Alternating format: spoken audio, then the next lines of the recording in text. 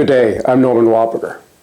Today we're going to continue looking at unique factorization and move towards this idea that maybe there's a little bit of a problem with this famous theorem once we move beyond our familiar numbers to bigger and bigger numbers. Okay, so the fundamental theorem of arithmetic, it's sometimes called the unique factorization theorem going back to Euclid, states that every natural number n bigger than 1 is uniquely factorizable into primes n equals p1, p2, pk.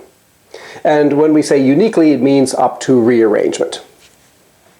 So for example, here's a number. It's a primitive natural number, which we can think of as being 1, 1, 1, 1, 1, 1, 1, 1, 1, 1, 1, 1, 1, 1, 1. And you can check that that factors as the product of the number 1, 1, 1 times 1, 1, 1, 1, 1. A more familiar kind of example in the Hindu-Arabic numeral system. So here is a rather big number in our usual base 10 arithmetic.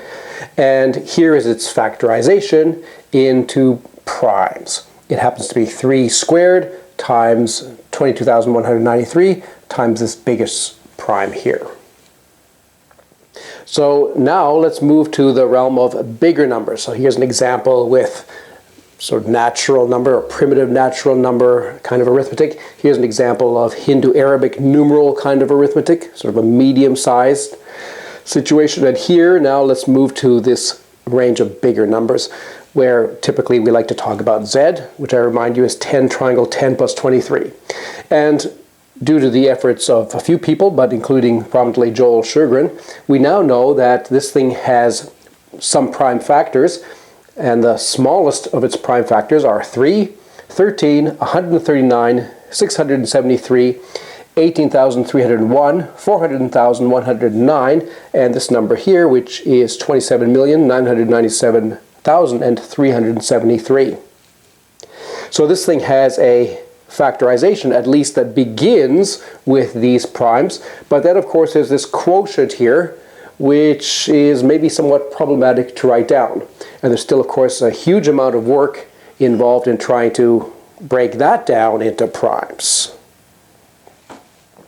And what I claim is that that latter part of the job is ultimately impossible, that will elude us, that it's not possible to factor that, so that z itself, this number here, does in fact not have a prime factorization.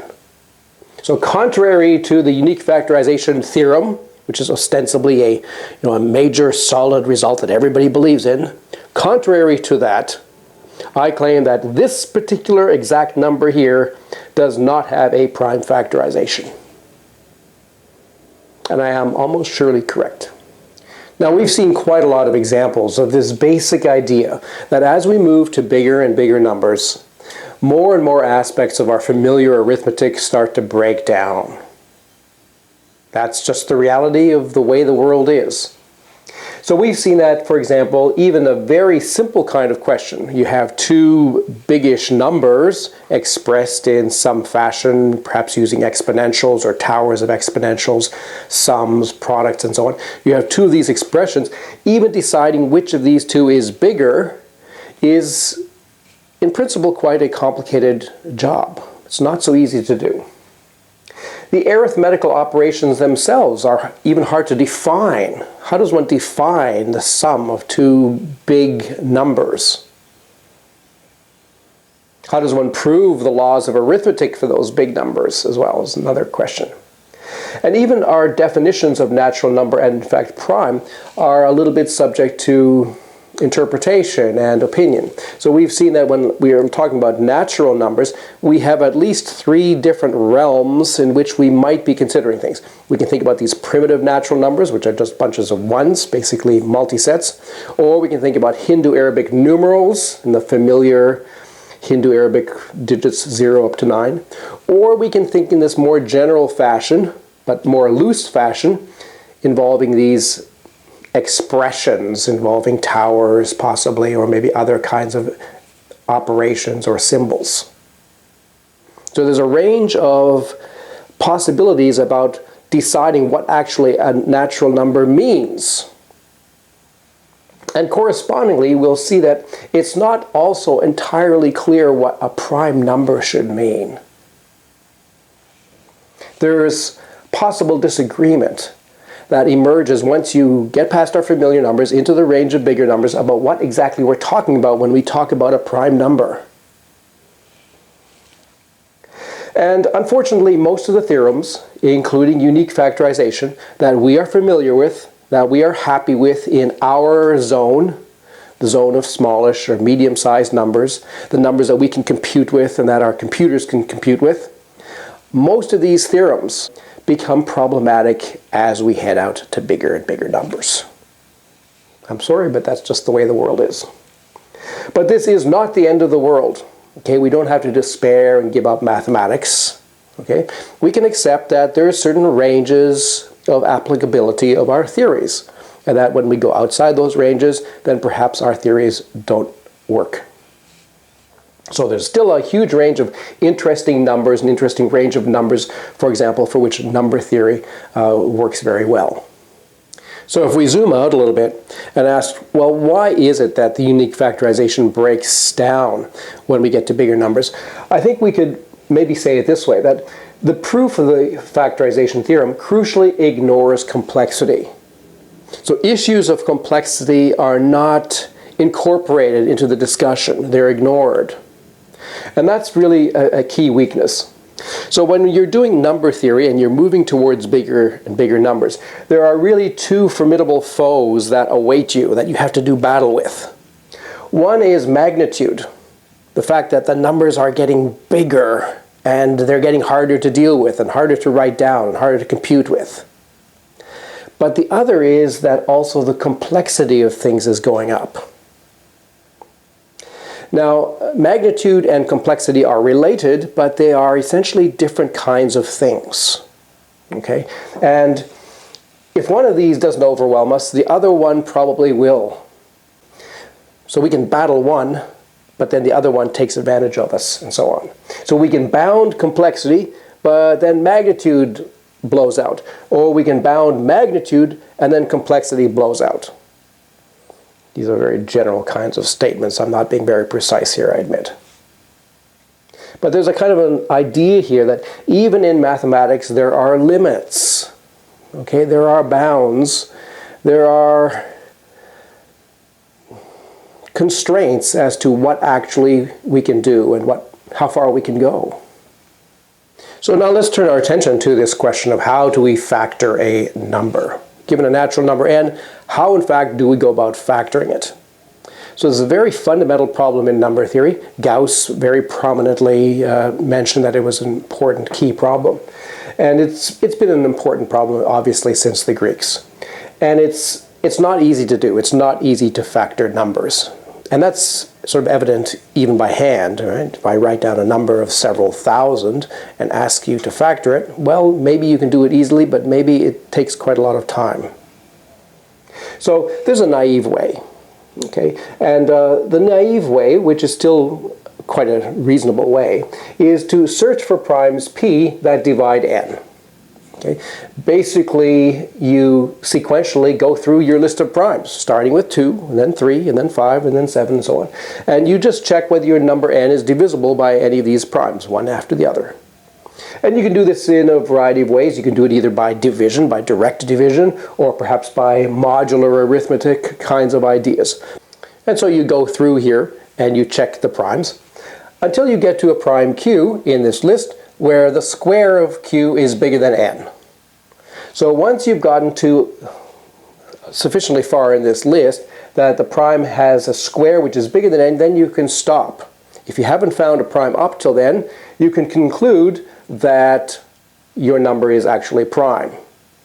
And the reason, of course, is because if there are any prime factors, then one of them had better be less than q. If q squared is bigger than n, and both factors are bigger or equal to q, then their product will be bigger than n. And so we can be assured that any prime factors will have to be found before we get to such a prime q. Okay, so if we don't find a prime, then we can conclude that n is itself prime. But if we do find a factor p at some point, which divides n. Then we compute the quotient, n over p. Call that m. And then we go back and start the same procedure, but now with a smaller number m instead of the number n. But we also maybe don't start at the beginning anymore because we've already checked up to the primes p. So we should start with the prime p in our investigation of which primes divide m. So this is the sort of recursive little loop that we do. We look for a prime. If we find a prime that divides, then we divide, look at the quotient, and then we carry on trying to divide that quotient by further primes. Okay, so that's a very sort of simple-minded, straightforward idea of how to factor a number. So for example, suppose you were asked to factor 3009 into primes. So we look at this number, we start to divide it by the smallest primes. It's clearly not divisible by 2 because it's not an even number. It's divisible by 3 because the sum of the digits is 12, which is divisible by 3. So we know that 3 is a factor. So we take this number and we divide it by 3 to get 1003. And then we have to look at 1003 and try the various numbers. So 5 is obviously not a factor because it doesn't end in 0 or 5. 7, well, we'd have to divide by 7 and see that, in fact, there is a remainder. 11, it's not divisible by 11. There's a sort of a trick for that. If it was divisible by 11, then the sum of these two digits would have to equal the sum of these two digits.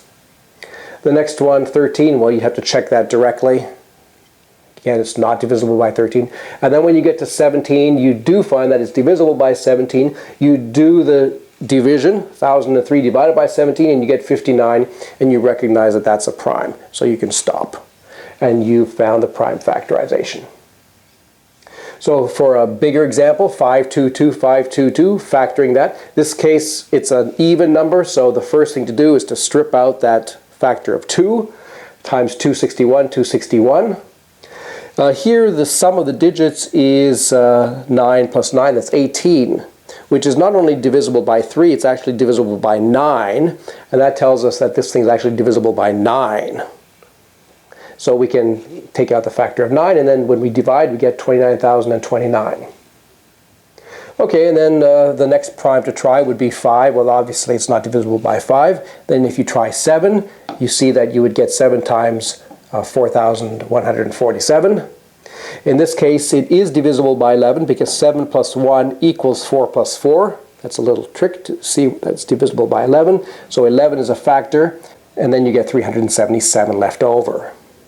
Notice that the 9 is written now as 3 squared because we wanted to write it as a product of primes. And then finally, factoring this thing here, we would find that it's 13 times 29. Again, just checking the next prime, which is 13, and it does divide, and that's the quotient. And now we have it all in terms of primes. Okay, and for our third example, here is a bigger number. Here's 45,313,139. If you had to do this by hand, it would not at all be as easy as the previous one, because it's no longer a product of a lot of little primes. The little primes are obviously the easiest to find quickly. And whenever you have one of them, you're happy because then when you do the quotient, you have a significantly smaller number to work with.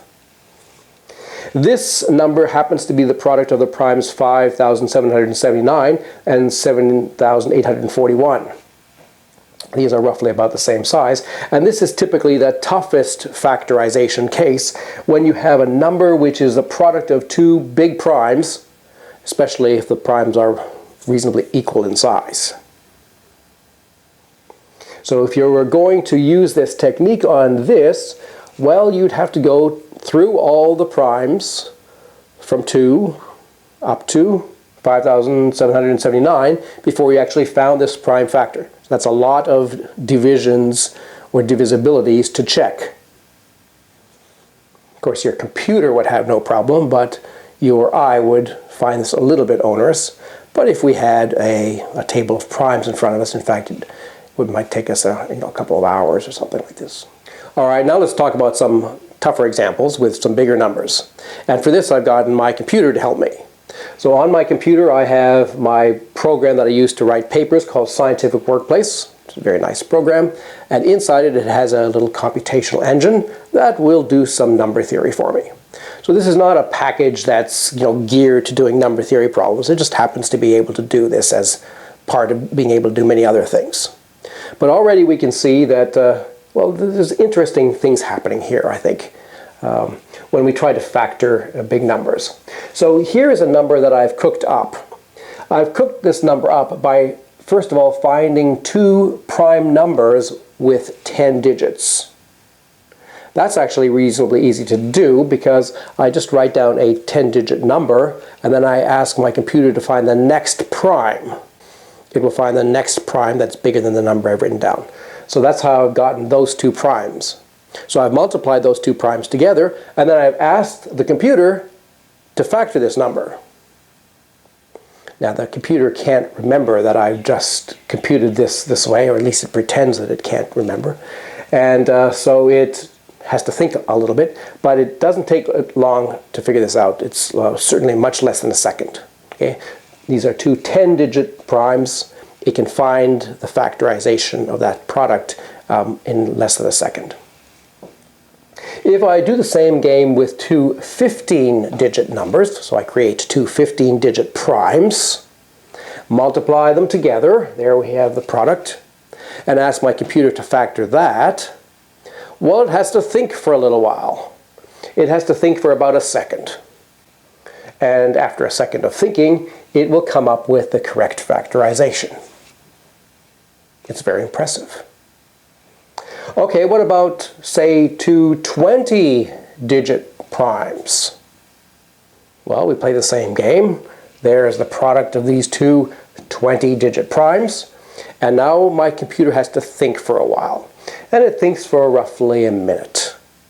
After roughly a minute of thinking and computing, it will come up with these factorizations.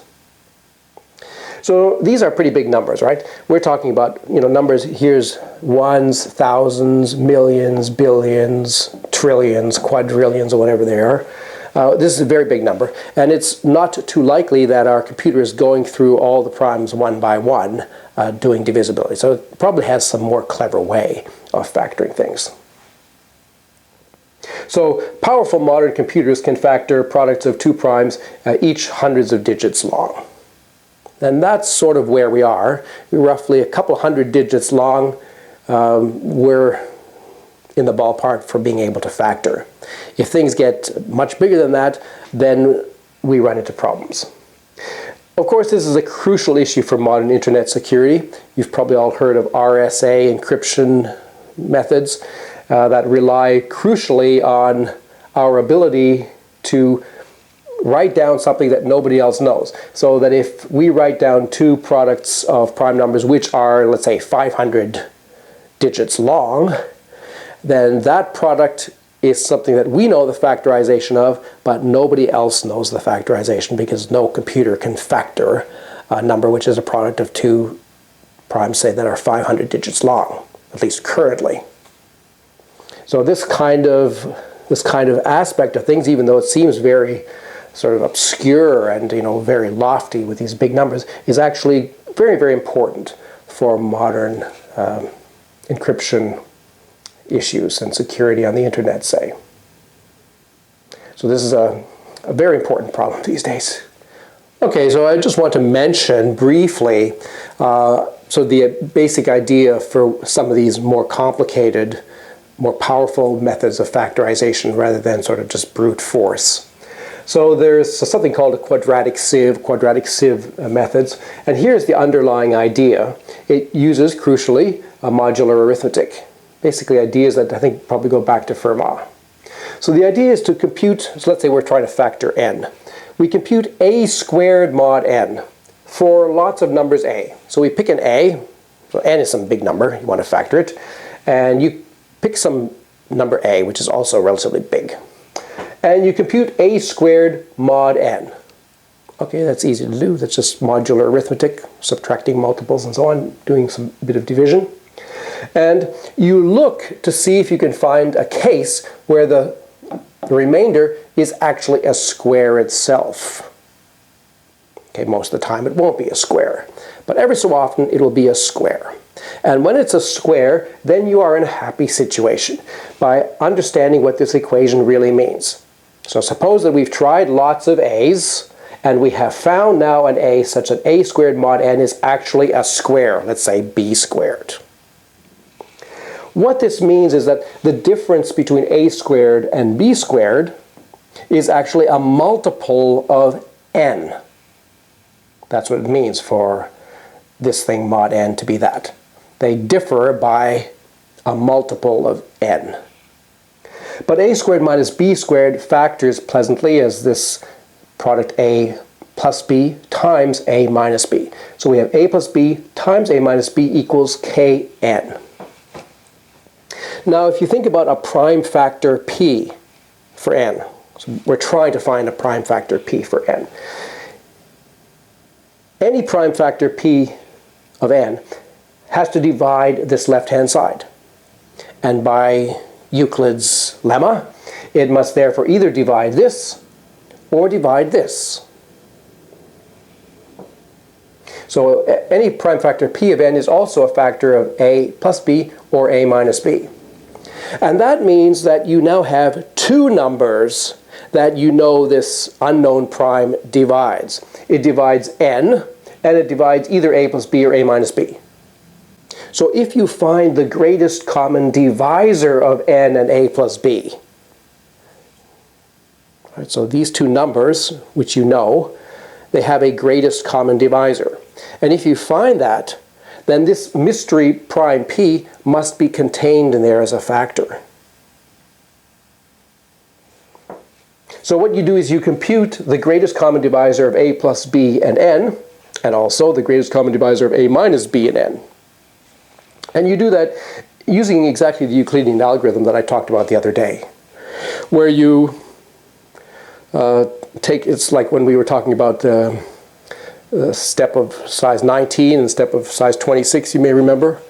Then we wanted to divide 26 by 19, and we got remainder of 7. And then you divided 19 by 7, you got a remainder of whatever it was. And so you keep on going down until the last non-zero remainder in that procedure is then the greatest common divisor.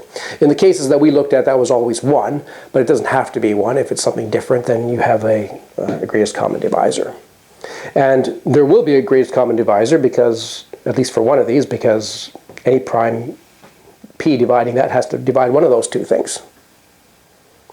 So this is a very cool method. I'll leave you to think about it. You can even play around and actually try it out yourself. And the quadratic sieve is based essentially on this and elaborations and refinements of it. So there are more advanced techniques for factoring, and they are reasonably powerful, but still there's a very clear kind of limit with modern technology to the sizes of numbers that we can for sure factor. And of course that limit is being pushed up all the time as our computers get more powerful and as our algorithms get more powerful, but still we have to be aware that currently there are these very clear kind of limits to factoring numbers in general. So even with our powerful computers today, we still struggle to factorize products, say, of 200-digit primes. Now, let's think about Z for a minute. Okay, Z is a completely different ball game here. Z is not just a product of a couple of 200-digit primes. We are talking about 10 triangle 10 plus 23. This is vastly bigger than any of the numbers we've written down. And factoring this is just orders of magnitude more complicated. In fact, it really is not just it's not just a scaling factor that we can hope to overcome by more technology. There's really something qualitatively different about Z because it's so big. And so let me remind you very roughly of the complexity issue. Okay, and that's really at the heart of the problems here. So I remind you that when we were talking about complexity of a natural number, we had this idea of triangular complexity, roughly how many symbols you need to express a number using familiar arithmetical operations, addition, multiplication, exponentiation, and also the triangle operation. And if we then plot n here and the complexity of n here, we get some graph which, very, very roughly looks something like this. As n gets big, and this is it's hard to make a reasonable scale here. This is some kind of sort of logarithmic kind of scale. If this was really to scale, and here's 10 triangle 9, and here's z, z is 10 triangle 10, then 10 triangle 9 would be infinitesimally close to here. We wouldn't see anything. So I'm expanding things a little bit here. So let's say here's roughly 10 triangle 9, and then maybe in this direction, here's 10 triangle 9, and I'll expand it up there, maybe 10 triangle 4 here. This is a very loose kind of diagram. So as your number gets big, of course, the complexity generally gets big. And once we get, in this range, around the 10 triangle 10, once we get numbers which are roughly that size, then their complexity is almost all going to be 10 triangle 9, which is sort of the number of digits required to write down your typical number in this range. So you choose a number at random from 1 to z, chances are its complexity is very close to 10 triangle 9. But this complexity function is unpredictable. Occasionally it plummets dramatically. Once you get to, say, a triangle number, like once you get to triangle 9 plus triangle 5, then suddenly it comes plummeting down. It comes plummeting down to a very small complexity, actually just 10 or something like this, which is very, very close to 0. And we talked about how the numbers that are expressible in our visible universe, in the observable universe, those numbers are surely in a very narrow band around 0, maybe a band of width 10 triangle 4. So these are the numbers that we can have a hope of seeing, perhaps. And that means that most of these numbers in here are really invisible to us, in the sense that we have no hope of writing them down in any reasonable fashion using the operations of arithmetic that we have at our disposal. All right, so this diagram suggests that there are going to be problems factoring z, and in our next video I want to address that more specifically and more concretely. And we really want to acknowledge this idea that really the unique factorization of z is an impossible dream. I hope you'll join me for that. I'm Norman Wildberger. Thanks for listening.